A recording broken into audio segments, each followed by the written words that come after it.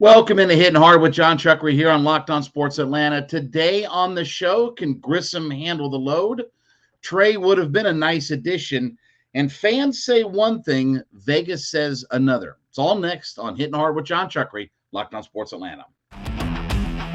This is Hittin' Hard with Jon Chuckery, part of Locked On Sports Atlanta, and it starts now.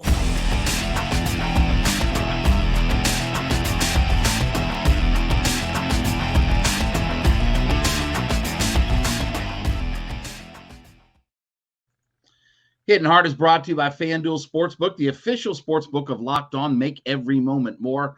Visit FanDuel.com/LockedOn today to get started. We ask you to head to YouTube.com, put Locked On Sports Atlanta into your search browser. When you get there, hit that subscribe button, leave us a comment.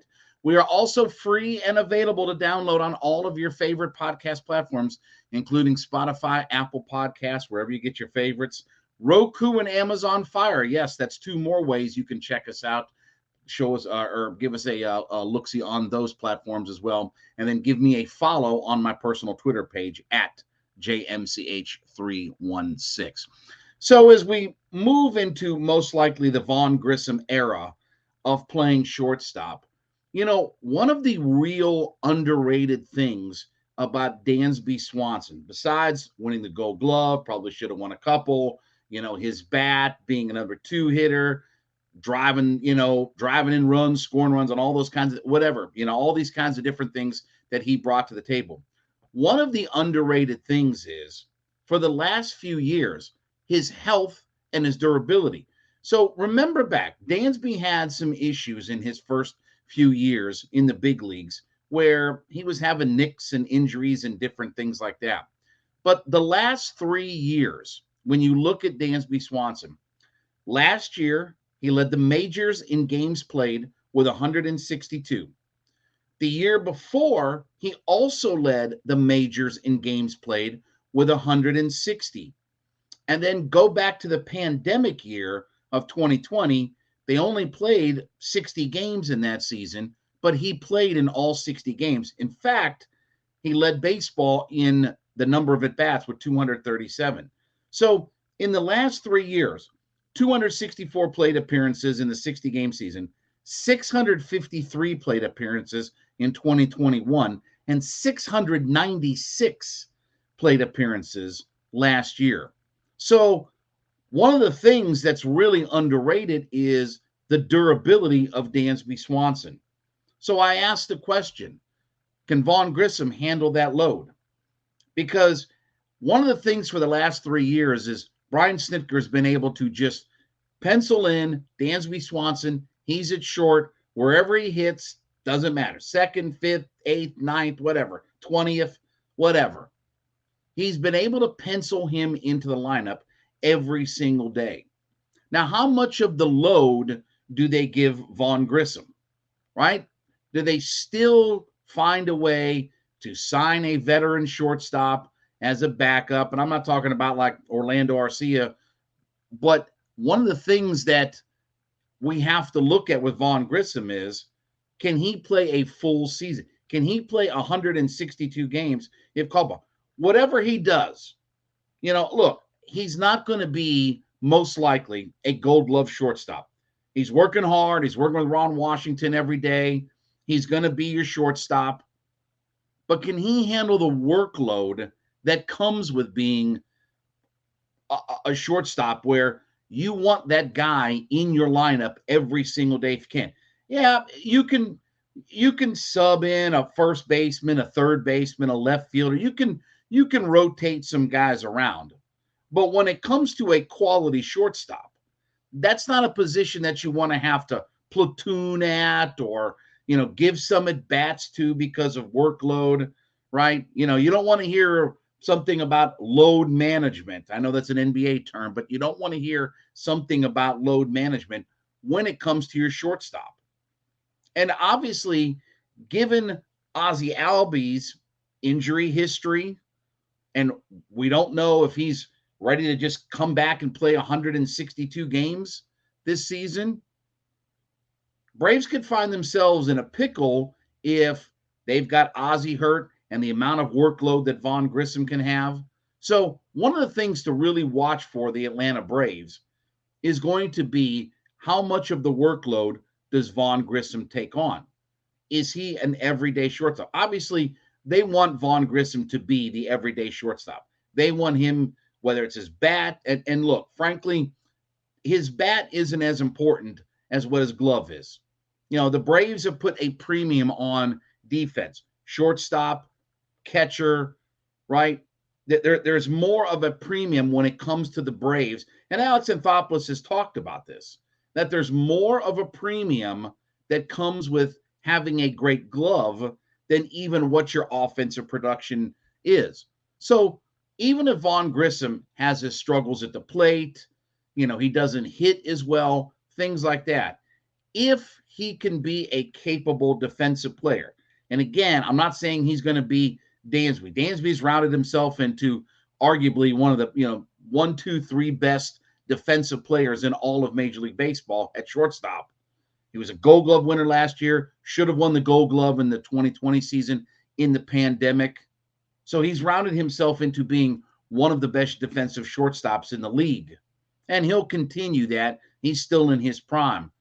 But the workload and, the management of what Vaughn Grissom could be, if he struggles at the plate, do they still continue to stick with him? If he has some, let's just say, less than stellar moments out in the field, if he's less than a stellar defensive shortstop, do we see them platoon a little bit more? That's the thing about Dansby, is that you knew that you could pencil him in the lineup every single day. And for a guy who had certainly his health issues and certainly had durability issues early in his career, the last 3 years, he's been able to figure it out. He's been able to stay healthy, whatever he's done, whatever changes that he's made. And when you can pencil in a guy for 162 games at a premium position, that's a huge benefit to the manager. That's a huge benefit to your ball club. That's a huge benefit with knowing that you have that guy there, that you don't have to tweak and things like that. Because again, you could not only pencil him in at shortstop every day, but you could put him in that number 2 spot in the lineup. You could just write it down and it's there. So more than what Grissom does at bats, more than what Grissom does, where he's hitting and things like that in the order, I think the key question for Grissom is, how much can he play? Can he be a 162 game player? Can he be a 162 game shortstop? That's not easy to do, by the way. Guys go through stretches where you're going to get nicked up, you're going to get dinged up. And the fact that he hasn't played certainly that amount of games in his professional baseball life, and the fact that he's taking on a whole nother position, and he's having to live up to the expectations of what Dansby Swanson is. Hopefully this thing goes right for the Atlanta Braves, but certainly it has been for the last 3 years the underappreciated fact of what Dansby Swanson has brought to this club, as much as his leadership, his ability to hit, his defensive ability, the fact that he has been able to be a guy that played every single day. Don't take that for granted when it comes to what Vaughn Grissom is going to be. Hopefully he can be a 162 game shortstop, but we'll see. We'll see if they play him that much or if Snicker pencils him in every day. I certainly believe that I don't believe he'll be a 162 game shortstop when all said and done. I think that there will be stretches that they give him off and little respites and things like that a game here and a game there and things like that. Not so much load management, but just not trying to overwork him and not trying to push him in a full Major League Baseball season. I want to talk about my friends over at FanDuel. Listen, we're past the All-Star break now for the NBA. We're headed down the home stretch. FanDuel's America's #1 sportsbook, and you can get in on the action by claiming your no-sweat first bet, where you can get as much as $1,000 in bonus bets if your first bet doesn't win. FanDuel's a safe, secure, easy-to-use application. You can bet on everything from money lines to point scores. prop bets, everything that you want available to you to bet on it at FanDuel. Plus, FanDuel lets you combine bets for a bigger payout with the same game parlay. So go to fanduel.com/locked on. FanDuel.com/locked on. Claim your no sweat first bet where you can get as much as $1,000 in bonus bets if your first bet doesn't win. That's FanDuel.com/locked on. Make every moment more the official sportsbook partner of the NBA. And besides making Hittin Hard with Jon Chuckery your first listen every day, make sure you make Locked On Sports Today your second listen, your biggest stories of the day, instant reactions, big game recaps, and the take of the day available Spotify, Apple, YouTube, wherever you get all of your podcasts from. So the way the All-Star game last night, and I'll be honest with you, the NBA All-Star game, I didn't really pay too much attention to it. I didn't watch the skills competition. I did watch McClung make do the dunk contest. He was pretty good and all that. But the way the NBA All-Star game last night devolved into, it became not just a 3-point contest, but it became a half-court 3-point contest. It looked like in between quarters what the Hawks do, where they bring some jabron out and have him shoot a half-court shot and see if he can win, some money for all of it. So that's what it devolved into, Well, a lot of defense, obviously, and, the All-Star game is what it is. But it certainly would have been fun to have Trey Young be a part of all of that because of the way that the game played itself out. It would have been fun. Now, obviously, Steph has got injuries and things like that, so he wasn't available, right? So it would have been fun to have Trey Young out there for the way that game ended up being played. Listen, Trey's the master of the logo three, right? And near half court threes and things like that, right? The long distance threes that Trey Young makes, on a maybe semi-regular basis this year based upon, some of the numbers and the stats that he's got. It's not been his best shooting year this year, but it would have been fun for him to be a part of the way that game played out. Because I'll be honest with you, that game wasn't really, I was more interested in the WWE on A&E biography of the NWO. Even though I know everything about the NWO that there is, I was still more interested in that than what the actual All-Star game was. And, Team Giannis ended up beating Team LeBron. Giannis was out. LeBron ended up not playing in the second half because of injury and different things like that. So you saw Tatum and Jaylen Brown and these guys just start launching threes everywhere, right?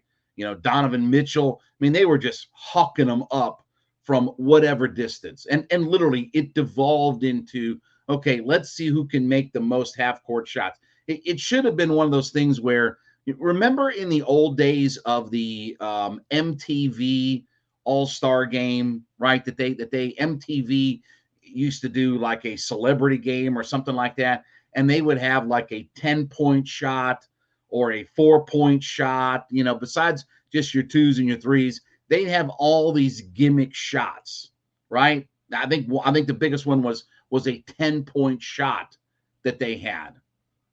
It would have been more fun to just kind of do it like that. That just put spots on the floor and give it into just playing into the whole gimmick idea of it. But Trey would have been one of the guys that the way that game played out would have been fun and exciting to see what he did. But alas, I mean, we can debate the merits of whether or not Trey Young should have been an All-Star.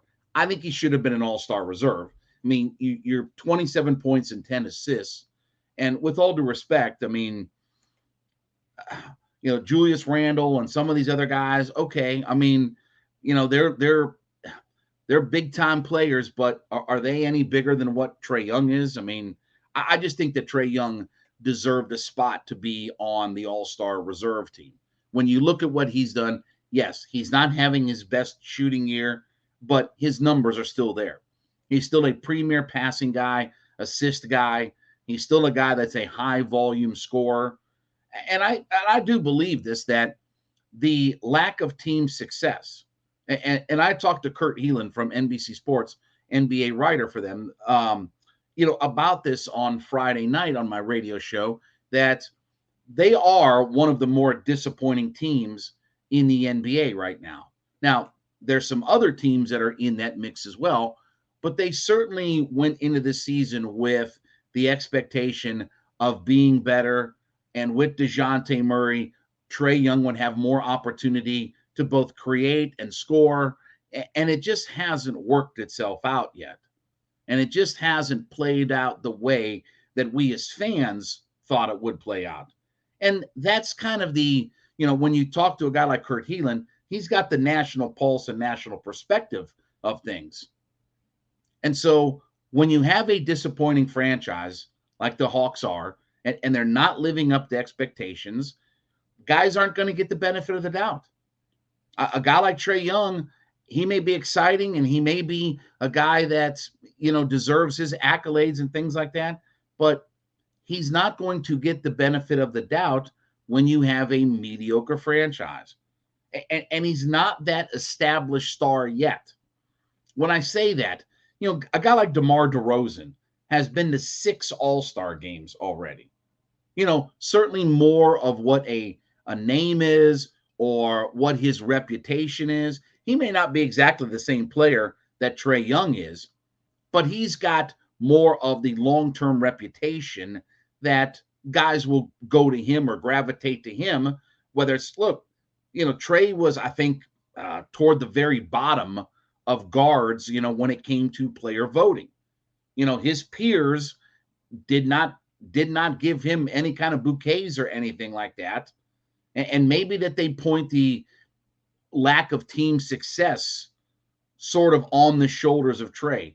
Whether that's fair or not, whether that's how it really played out or anything like that, the reality is still that Trey Young finished toward the very bottom amongst his peers when it came to voting, right? There's a fan vote, there's a player vote, right? There's these different avenues for voting. When it came to the player vote, he was toward the bottom of the All-Star voting. Do I think that Trey Young should have been an All-Star? Yes. I do think that when you look at the Eastern Conference or just the NBA as a whole, right? Is he having a better year than Luka or some of these other guys? Is he having a better year than Donovan Mitchell? No, probably not. But that still doesn't mean that he shouldn't be an All-Star, that he still shouldn't be a representative of the All-Star team.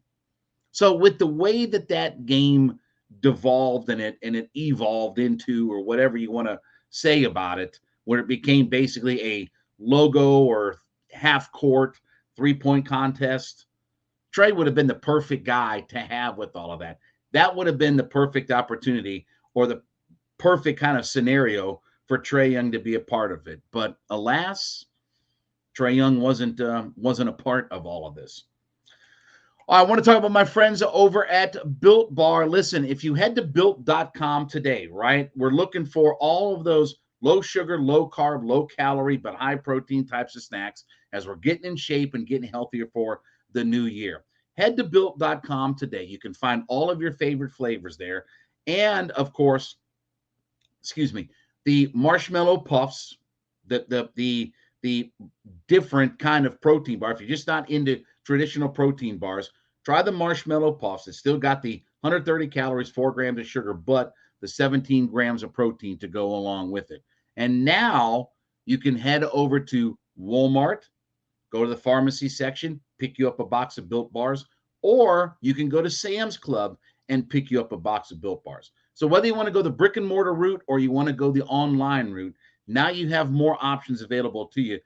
Go to built.com, check out all the different flavors that they have, and now you can head to Walmart, Sam's Club, check out all the different flavors that they have there at the stores. Go to built.com today. So what fans say versus what Vegas says is always interesting. When it comes to the Super Bowl odds for Super Bowl 58, right, I was looking at some of the different numbers that are available there. So for the Atlanta Falcons, when it comes to Super Bowl 58, the Falcons are a plus 7,500 to win the Super Bowl with FanDuel. They're a plus 7,500 at DraftKings. They are a plus 6,600 when it comes to PointsBet. On MGM, they are a plus 8,000, and then they're a plus 8,000 on one other service. Now, we as Falcon fans believe that, oh, well, we can win the division and we should be the favorites and all this, that, and the other. But when you look at what the odds makers say, the guys who, I don't know, build these mammoth casinos and, aren't in the business of losing money. When you look at what the odds say in Vegas and wherever, and our buddies at FanDuel, that the Carolina Panthers and the Tampa Bay Buccaneers have better odds overall. Now, Tampa has the same odds as the Atlanta Falcons at plus 7,500 on FanDuel, but Carolina is a plus 5,500. So what does it tell you? Okay, we as fans say, oh, well, we should win the division or this, that, and the other. But the guys who make their money and they make their living and they build those big casinos and are not in the business of losing their money say otherwise. The Falcons are still a very flawed team.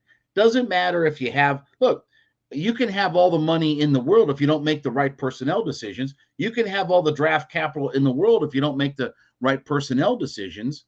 You're not going to get your franchise on track. And Vegas is telling you that they look at the situations, even with Tom Brady not being there, even with the flux of a new coach in Carolina, new quarterback most likely, right? Even with all that flux, they still put the Atlanta Falcons behind those two teams.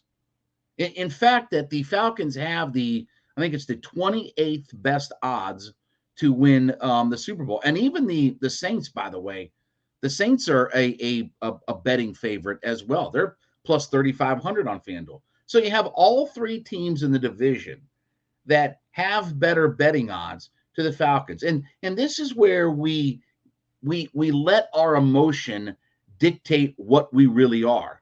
Well, we can win the division or this, that, and the other, and they have to win the division. No, they don't. Certainly this franchise has to show improvement. If they're 9-8 and they don't make the playoffs, that's still a successful season because you've had 5 straight losing seasons and you hadn't sniffed the playoffs in any of that. Well, we were close to winning the division. You weren't close to winning the division. We were not close to winning the division title. Okay, there's mythology and then there's reality. The reality is we were not that close to winning the division. So when you look at what the odds say, when you look at what the people that make their money off this stuff aren't in the business of losing, aren't trying to pick, anyone that can come out of nowhere, Cinderella story out of nowhere, right? They're saying that all three teams have better odds to make the Super Bowl, which in turn probably means that all three teams are more likely to win the division than what the Atlanta Falcons are. Now, yes, the Falcons could surprise if they get their quarterback situation figured out, they get their defense figured out, they're still able to run the football first and second. I mean, all of these scenarios have to play out. And we say, well, all those things have to play out in New Orleans or Tampa or Carolina. But they're telling you that they feel more confident in what those other franchises could do. When you've had 5 straight losing seasons in what has been, by and large, a mediocre division. Yes, I know Tampa Bay with Tom Brady, they won the Super Bowl a couple of years ago, but this has not been the best division in the NFL by any stretch. This certainly has not been, a strong division over the last handful of years. It took Tom Brady to put that Tampa Bay team over the hump and get them there. And it took the best player, the best quarterback in the history of the NFL to make Tampa into a Super Bowl contender. And that's the benefit of a guy like that takes a pretty good surrounding cast and elevates them to Super Bowl champion. Who's going to do that for the Atlanta Falcons? Who's going to be the magical guy? Well, Kyle Pitts will step up. Okay, well, 3 things have to happen before Kyle Pitts can have a good season. They have to block for Desmond Ridder. That Desmond Ridder has to make the throw, and then he's got to make the catch, right? Like, there's all these things that have to happen. And the Falcons, look, I think the biggest thing is that why the Falcons are last as far as Super Bowl odds in their division is because the foundation that they're built on.